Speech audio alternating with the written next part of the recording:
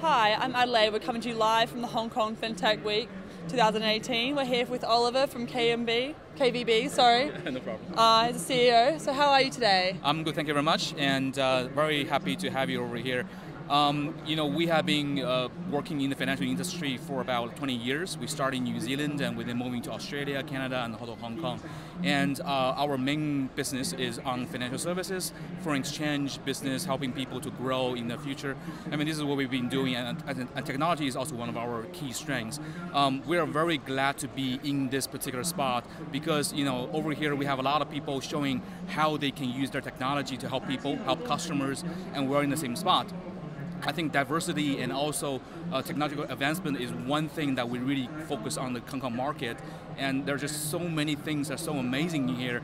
It's really inspiring. KVB actually, we've been working for the past 20 years, and we're trying to use our technology to do financial inclusion. And by financial inclusion, we're not exactly talking only about how to digitalize people's way of doing foreign exchange or wealth management or risk management, but we're also helping them to penetrate all this technology into their business, to making this a more flexible and more accessible ways. Because we feel that small to medium enterprise, they need equal opportunity to access the same products which the VIP customers are actually using, not by their size, not by their turnovers, not by the profit they're making, but they do have the equal opportunity of accessing those products, and this is exactly what we've been trying to do.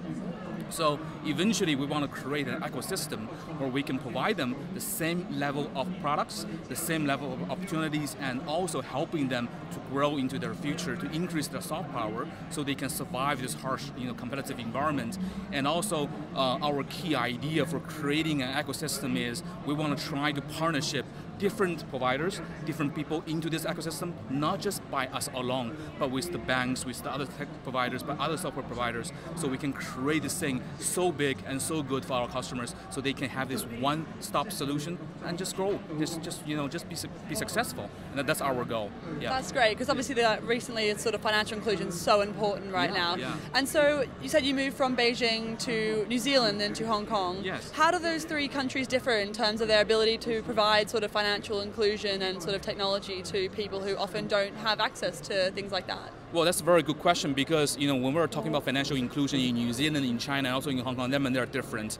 For example, in New Zealand, we don't have like 4 million populations there. Financial inclusion is something by providing the software, providing the products to the people in the country. But for China, where you have WeChat, have everything, people are so connected using our social media. Financial inclusion is something else. But in Hong Kong, we have 7 million people. People have access to systems, they have access to products. But the way is how to make them use those products better. That's, in my view, is the financial inclusion. How we can make sure all of the customers, they survive better, or they can utilize the tools better. I mean, that is the thing. Not just by accessing the customers, the products, but how you can make them better. That's great. So what type of products are we talking here? Yes, we're actually leveraging our technological platforms so we can give our customers an equal access. When they're accessing our platforms, they can use our experience accumulated over the years. They can use for example, our guys over here, they have their sample cases from before. They can demonstrate exactly what kind of product they have so they can mitigate the risks. So we're using platforms plus the consulting, plus the experience, plus the trading, plus the liquidity, everything inside one system. That's why we're saying we have to provide them with a one-stop solution, and that's what we're doing. That's amazing. So in terms of the Hong Kong sort of ecosystem, how is that sort of panning out? Are you sort of starting to really get some good systems sort of growing here? Well, that is actually a very good question, because we are also among one of the 29 virtual bank applications this year, and we hope that if we're lucky enough to get the license, then we would like to use our technology, our experience to create this ecosystem that for our own, and we want to have financial inclusion really that we can benefit to our end customers, making them survive better, making them to access more equal opportunities, and that's where our goal.